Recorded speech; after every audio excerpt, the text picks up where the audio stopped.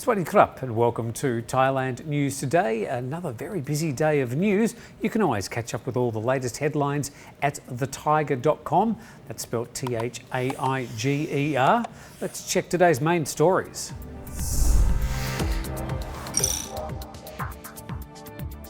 The ongoing political protests in Thailand are opening up a new raw nerve and in some cases ripping families apart. Student-led protests continue to call for reform of the government, a new constitution and reform of the country's monarchy. They've spoken up about topics considered unprecedented in Thai society. Royalists, generally an older generation, have shot back and held rallies to show their support for the Thai head of state, demanding the pro-democracy protesters to stop insulting the monarchy. But this new political climate is causing rifts between families, with some younger people claiming they've been ostracised, kicked out of home, losing their jobs and even being physically threatened for bringing up the topics or attending the protests. There's an excellent story about this phenomenon at the Thai website thisrupt.co.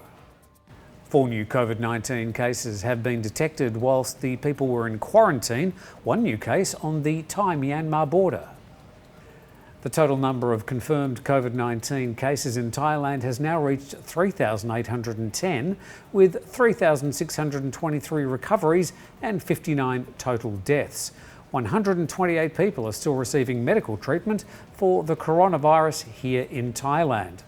A 27-year-old Burmese truck driver tested positive for the virus at a border checkpoint on October the 31st. He was immediately deported back to Myanmar. The 68-year-old Cambodian PM Hun Sen has tested negative for COVID-19 after meeting with a Hungarian foreign minister at the start of the week. But he says he's self-quarantining for the next 14 days anyway. On Tuesday, the Prime Minister met with the Hungarian Foreign Minister, who tested positive for COVID-19 whilst in Bangkok. The Hungarian delegation had a one-day visit in Phnom Penh on Tuesday before travelling to Bangkok, where the Foreign Minister tested positive for the virus. Before leaving Hungary and travelling to Cambodia, the delegates had all undergone testing and had medical certificates, declaring they were free from COVID-19. After the delegation arrived at Suvarnabhumi Airport and tested positive, he was taken to the Infectious Diseases Institute for treatment. All appointments, including a session with the Thai PM, were cancelled and they flew back to Hungary on a private jet. The Digital Economy and Society Ministry is on a bit of a roll. Having blocked Pornhub earlier in the week, they've now found another 209 websites they've decided to block. Must have been fun research. However, the names of the misleading or offensive websites which have incurred the ministry's wrath have not yet been confirmed. Earlier this week, a group gathered outside the ministry offices to protest against the decision to block access to the popular adult website. The DES responded by insisting the ban was essential to protect decency and the good values of Thailand. Just like all that decency and good values you can see walking down Bangla Road and Walking Street any night of the week. To our final story about Nok Air, and the Central Bankruptcy Court has approved a petition from Nok Air for a rehabilitation program.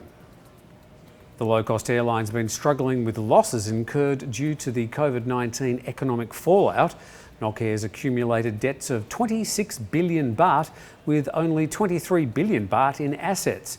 In the first half of 2020, it reported revenue of 3.4 billion baht, a drop of nearly 48% in total revenue compared to the same period last year.